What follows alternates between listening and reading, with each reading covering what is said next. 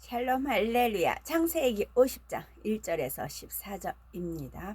요셉이 그의 아버지 얼굴에 굽으려 울며 입맞추고 그 수종들은 의원에게 명하여 아버지의 몸을 향으로 처리하게 하며 의원이 이스라엘에게 그대로 하되 40일이 걸렸으니 향으로 처리하는 데는 이 날수가 걸림이며 애굽 사람들은 70일 동안 그를 위하여 애곡하였더라.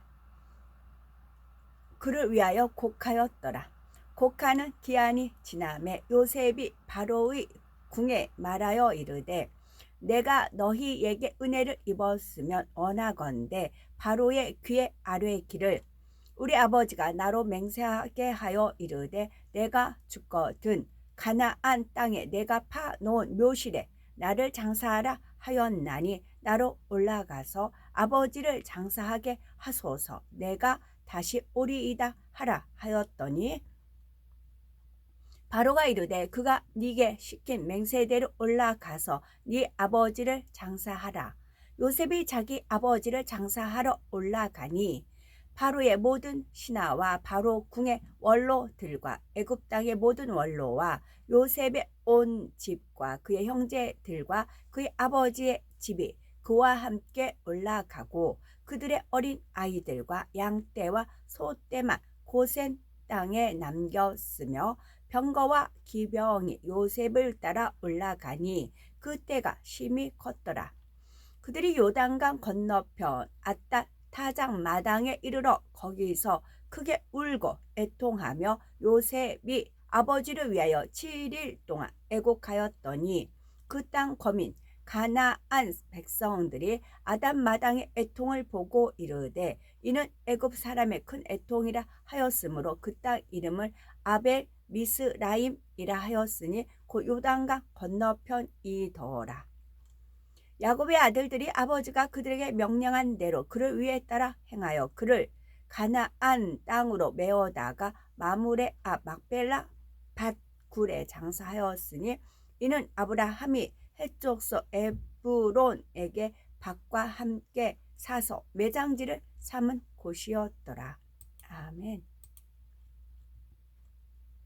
야곱은 147년간의 파란만장한 삶을 마치고 마침내 기운이 지나여 그 열조에게로 돌아갑니다. 야곱의 죽음과 함께 이제 족장 시대는 막을 내리고 이스라엘이라는 이름의 민족, 즉 선민 이스라엘 역사가 시작되지요. 그리고 야곱은 이스라엘 민족의 실질적인 시조입니다.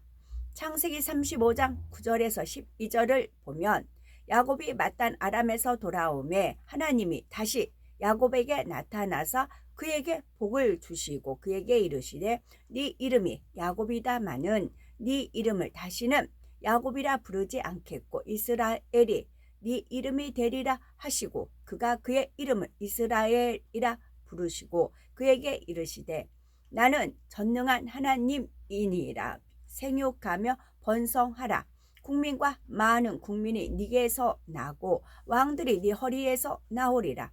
내가 아브라함과 이삭에게 준 땅을 네게 주고 내가 네 후손들에게도 그 땅을 주리라 하시지요. 하나님께서 친히 야곱의 이름을 이스라엘이라 새롭게 불러주셨고 그를 통해 나온 후손들이 생육하고 번성하여 약속의 땅을 차지하게 될 것을 말씀하신 것이죠. 그래서 야곱 즉 이스라엘의 이름을 따라 그의 12 아들들이 주축이 되어 이스라엘이라 불리우는 민족이 탄생한 것입니다. 아브라함으로부터 시작해서 이삭을 거쳐 야곱의 대에 이르러 민족 형성을 위한 본격적인 환경들이 갖추어졌고 야곱과 그의 12 아들들과 그 자녀들이 중심이 되어 실질적으로 선민 이스라엘이 태동된 것이지요. 이처럼 이스라엘 민족의 형성에 있어서 중요한 역할을 감당했던 야곱이 죽음을 맞았고 그의 장례는 참으로 성대하게 치러졌죠. 1절에 요셉이 아비 얼굴에 굽으려 울며 입맞추었다 했는데 이는 요셉이 그의 아버지 야곱에 대해 얼마나 깊은 정과 사랑을 가지고 있었는지를 보여주는 모습이죠. 아버지 야곱을 애굽으로 모셔온 후 지난 17년 동안 최선을 다해 섬긴다 했지만 요셉에게는 애굽의 총리라는 막중한 사명이 있었기에 마음에 있는 만큼 섬겨드리지를 못했죠. 그러다 막상 아버지의 죽음을 맞게 되니 더욱 잘 섬겨드리지 못한 아쉬움과 아버지에 대한 깊은 정과 사랑을 담아 이처럼 얼굴에 굽으려 울며 입을 맞췄던 것입니다. 그렇지만 야곱의 입장에서는 요셉으로 인해 무엇 하나 부족함이 없는 너무나 풍족하고 평안한 말년을 보내다가 이제 영원한 안식과 평안으로 들어간 것이지요. 그런데 야곱은 죽은 후에도 최상의 예우 가운데 그의 장례가 치러지게 됩니다. 요셉이 그의 수중 의사에게 명하여 향재료로 아비의 몸에 넣게 했는데 그 날수가 무려 40일이나 걸렸다 했죠. 이러한 방식은 당시 애굽에서 최고위층의 사람들에게 행해지던 장례법으로 쉽게 말해서 미라를 만드는 것을 말하죠. 그렇다면 요셉은 왜 아버지 야곱의 시체를 이런 방식에 따라 장사했던 것일까요? 요셉은 이미 영의 깊은 단계에 들어가 있었기에 영원한 내세가 있다는 것을 알았고 죽은 사람의 몸이 마지막 날에는 부활체의 몸으로 살아날 것도 알았습니다. 따라서 죽은 사람의 몸이라 하여 함부로 취급해서는 안 된다는 것도 알았지요. 애굽에는 일찍부터 부활을 믿는 신앙이 있었고 이로 인해 죽은 사람의 몸을 미라로 보존하는 방법이 발달해 있었던 것입니다. 애굽에 어떻게 해서 이렇게 일찍부터 부활의 신앙이 존재했는가에 대해서는 짐작해 볼 수가 있는 대목이 있습니다. 애굽, 즉 지금의 이집트 지역은 둘째 하늘에 있는 에덴 동산과 관련된 흔적들이 가장 많이 남아있는 곳이고 그와 관련된 여러 가지 이야기들이 신화와 같은 형태로 전해 내려오고 있었죠. 그래서 그들은 사람이 영원히 산다는 것에 대한 동경심과 소망을 가지게 되었죠. 그러한 것들이 발전하면서 부활의 신앙이 생겨나게 되었지만 세월이 흐르면서 진실이 왜곡되었기 때문에 애굽 사람들이 가진 부활의 신앙과 기독교에서 말하는 부활의 신앙과는 전혀 다릅니다. 하지만 애굽 사람들에게는 어쨌든 부활의 소망이 있었기에 그들의 시체를 더 오랫동안 보존하기 위해 노력했고 그 결과 수천 년 전에 만들어진 미라가 오늘날까지도 보존되고 있는 것을 볼 수 있죠. 요셉은 이처럼 발달한 애굽의 장례법에 따라 아버지 야곱의 시체를 보존했던 것이고 이는 요셉이 애굽의 신앙을 따랐기 때문이 아니라 하나님의 섭리 안에서 마지막 날에 이루어질 부활의 사건에 대해서 알았기 때문이었습니다. 그런데 오늘 본문에 보니까 애굽 사람들까지도 함께 야곱의 죽음을 애도하며 70일 동안이나 곡을 했던 것을 알 수가 있죠. 이는 당시 애굽의 장례 법도를 볼 때 왕족에 준한다는 것을 볼 수가 있습니다. 보통 왕이 죽었을 때 72일을 애도했다고 하죠. 그렇다면 이것이 무엇을 말해주는 것일까요? 이는 애굽 사람들에게 있어서 요셉이 어떤 존재였는지를 잘 알 수 있게 해주는 모습이지요.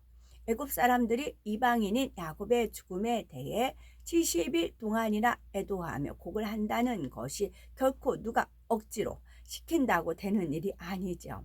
이는 애굽의 백성들이 자원하여 행한 것으로서 요셉이 그만큼 애굽의 백성들로부터 사랑과 존경을 받고 있었다는 증거이죠.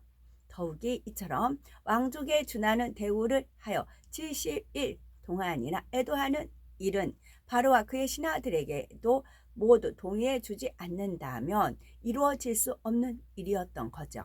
그런데 이러한 일이 가능했던 것은 바로와 그의 신하들 그리고 백성들에 이르기까지 요셉이 바로와 나라와 백성들을 위해 어떤 마음과 행함으로 헌신하며 희생해 왔는지를 잘 알고 인정했다는 증거입니다.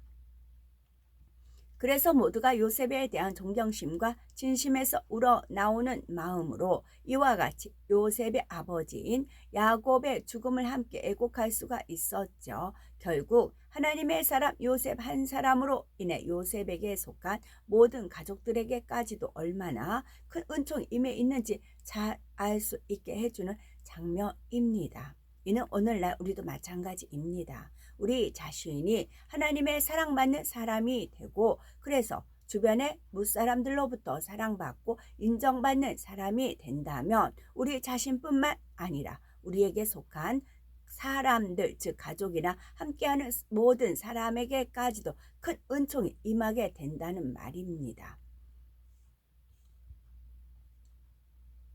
4절에서 5절에 보니 곡하는 기한이 지남에 요셉이 바로의 궁에 말하여 가로되 내가 너희에게 은혜를 입었으며 청컨대 바로의 귀에 고하기를 우리 아버지가 나로 맹세하게 하여 이르되 내가 죽거든 가나안 땅에 내가 파서 둔 묘실에 나를 장사라 하였나니 나로 올라가서 아버지를 장사하게 하소서 내가 다시 오리이다 라고 말하지요.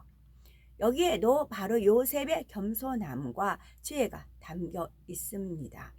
조상의 매장지가 있는 가나안 땅까지는 결코 가까운 거리가 아니었기에 요셉이 그곳까지 다녀오려면 아무래도 적지 않은 시간이 걸리게 되지요. 그러다 보면 총리의 직분에 공백이 생기게 되고 이는 당연히 최고 통수권자인 바로에게 승낙을 받아야 하는 일이었습니다. 그러므로 요셉은 먼저 이처럼 질서를 쫓아 바로에게 자신의 거취에 대해 승낙을 받으려 하고 있는 것이었지요. 그런데 이때 요셉은 자신이 직접 바로 앞에 나가서 그 말을 한 것이 아니라 다른 사람의 입을 통해 바로의 귀에 들어가도록 합니다. 이는 요셉이 바로의 마음을 알았기 때문이었지요. 지금 바로는 나라를 다스리는 모든 일에 있어서 요셉을 전적으로 믿고 의지하는 상황입니다. 하지만 요셉은 애굽 사람이 아니었기에 바로에게는 요셉이 언젠가는 떠날지도 모른다는 막연한 불안감 같은 것을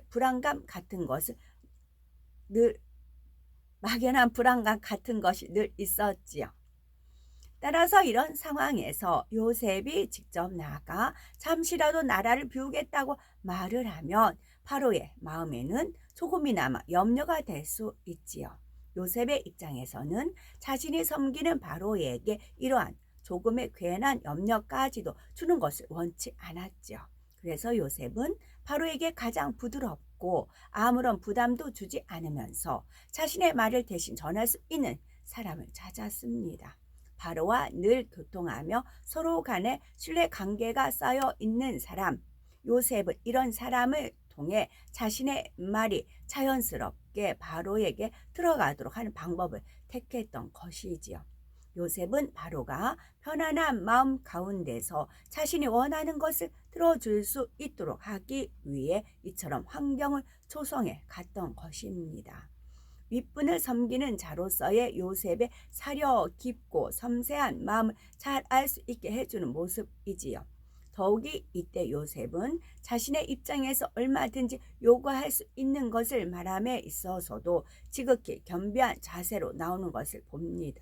내가 당신들에게 이렇게 은혜를 입혔다 하지 않고 내가 너희에게 은혜를 입었으면 이라고 말하지요.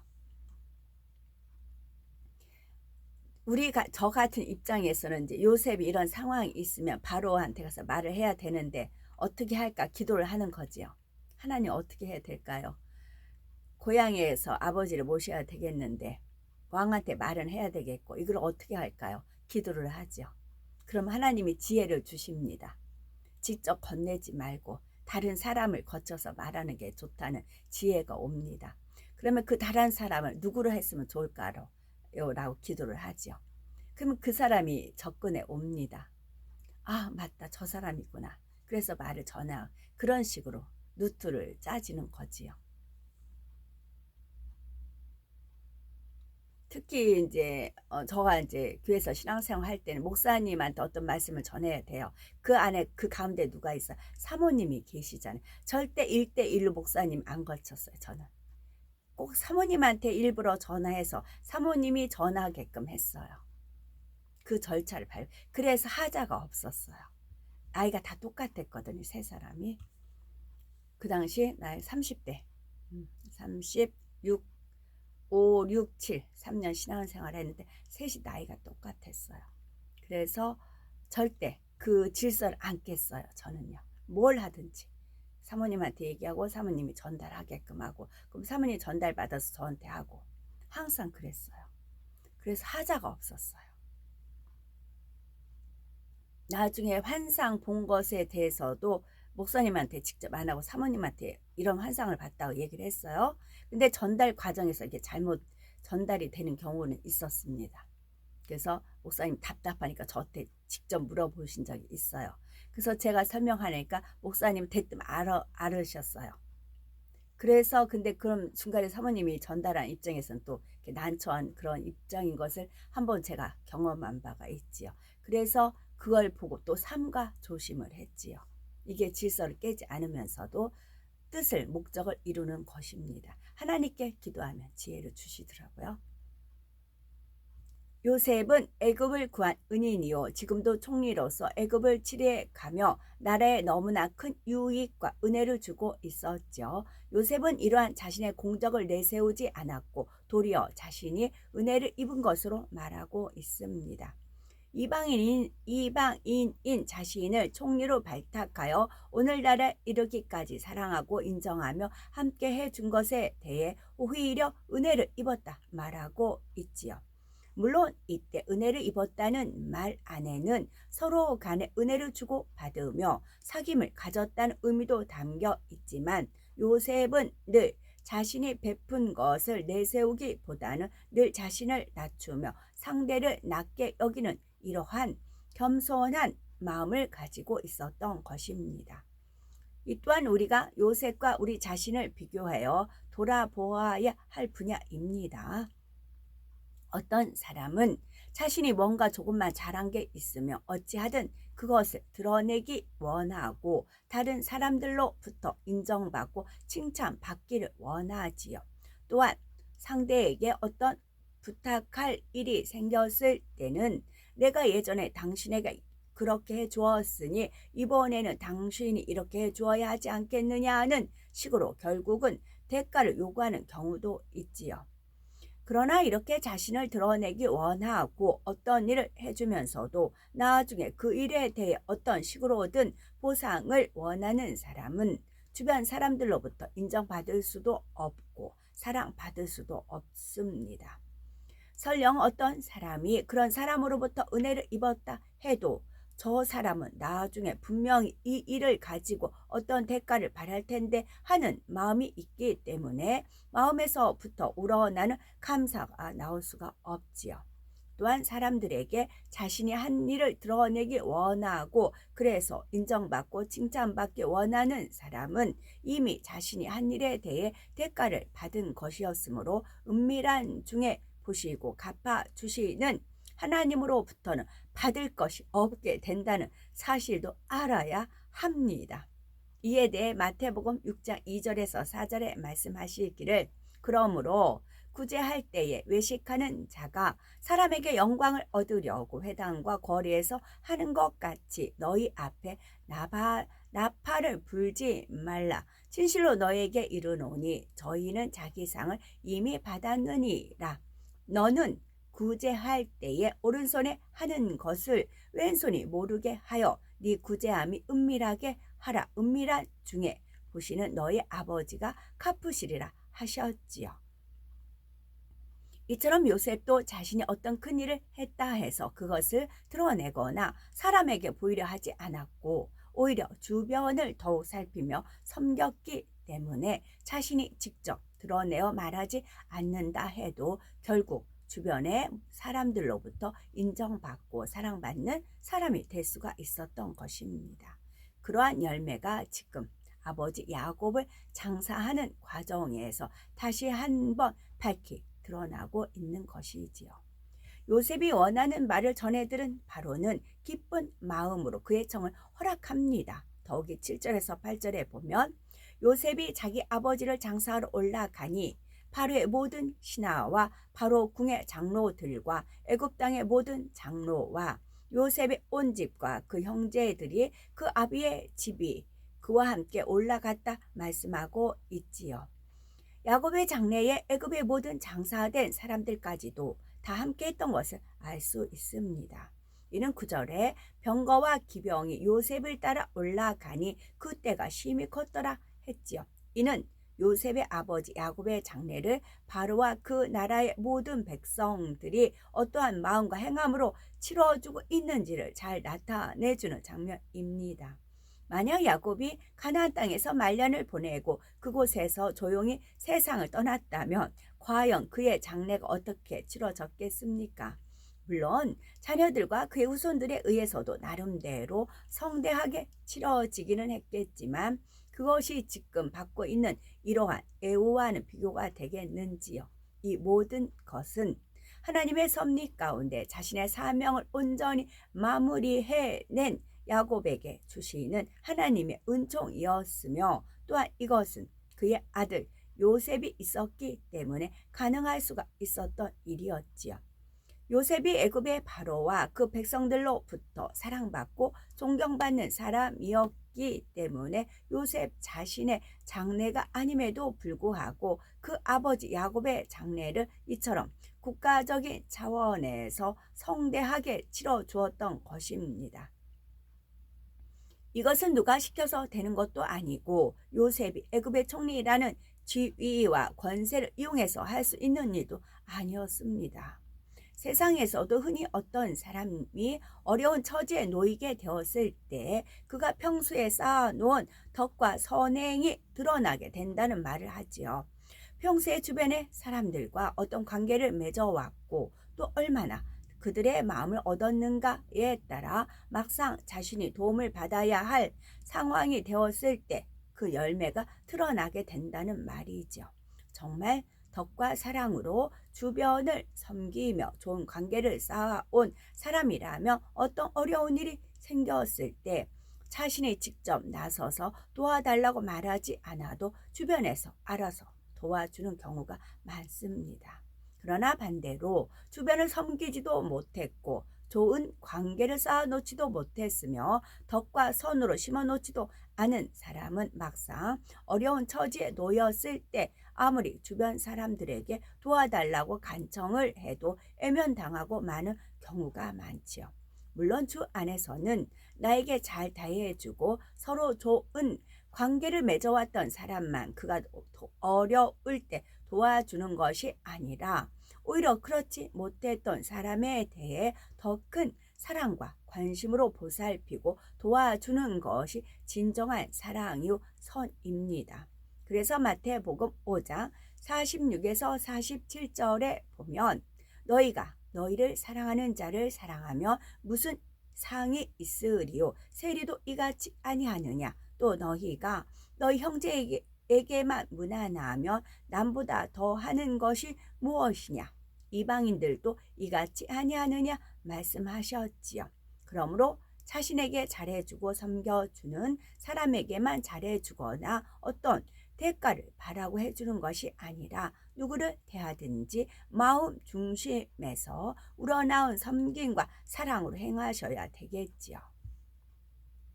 요셉은 바로 그렇게 행했기 때문에 아버지 야곱의 장례를 치름에 있어서 이처럼 그 열매가 나타나고 있는 것이지요. 왕족의 준하는 대우를 받으며 매우 화려하고 성대하게 장례가 치러진 것입니다. 그런데 요셉이 이처럼 아버지 야곱의 장례가 화려하고 성대하게 치러지도록 했던 것은 결코 자신의 자랑이나 영광을 위한 것이 아니었습니다. 자신의 명예와 권세를 과시하려거나 아버지 야곱에 대한 육적인 정과 사랑 때문에 이렇게 엄청난 규모로 장례를 치른 것이 아니었지요. 요셉은 이를 통해 바로 하나님의 사랑받는 사람에게 임하는 축복이 어떤 것인지를 모든 사람에게 보여주고 싶었지요. 결국 하나님의 영광을 나타내려는 것이었습니다. 애굽 사람들이 볼 때 야곱은 이방인이고 하나의 족장에 불과해 보이는 사람이었지만 그럼에도 그의 장래가 이처럼 대단하게 치러진다는 것은 야곱이 바로 하나님의 사랑을 받는 사람이었기 때문이라는 사실을 알리기 위함이었습니다. 하나님의 사랑받는 사람에게 어떠한 축복과 영광이 주어지는지를 보여줌으로써 결국은 그처럼 행하시는 여호와 하나님께 영광을 돌리기 원했다는 말이죠. 야곱의 장래 행렬과 진행되는 모든 과정이 얼마나 크고 성대했으면 이를 지켜보던 가나안 백성들이 그 땅의 이름까지 바꿀 정도였죠. 10일에서 11절에 그들이 즉 야곱의 장래 행렬이 요단강 건너편 아닷타장 마당에 이르러 거기서 크게 호곡하고 애통하며 요셉이 아비를 위하여 7일 동안 애곡하였더니 그 땅 거민 가나안 백성들이 아닷 마당의 애통을 보고 가로되 이는 애굽 사람의 큰 애통이라 하였으므로 그 땅 이름을 아벨 미스라임이라 하였으니 그 요단강 건너편이었더라 했습니다. 이처럼 요셉은 아버지 야곱의 장래를 통해서도 이 일을 행하신 하나님께 영광을 돌리고자 했다는 거지요. 이제 이렇게 해서 애굽의 국가적인 지원하에 아버지 야곱의 장래를 치른 요셉은 다시 애굽 바로의 곁으로 돌아갑니다. 큰 일을 치르고 났으니 이제 조금만 쉬자, 좀 여유를 가지고 돌아가자 이런 생각이나 마음을 가진 것이 아니라 요셉은 일을 마친 후에는 즉시로 자신의 사명이 있는 곳으로 돌아간 것이지요. 더욱이 바로에게 장래 후에 돌아가겠다고 약속한 대로 요셉은 지체하지 않고 행했던 것입니다.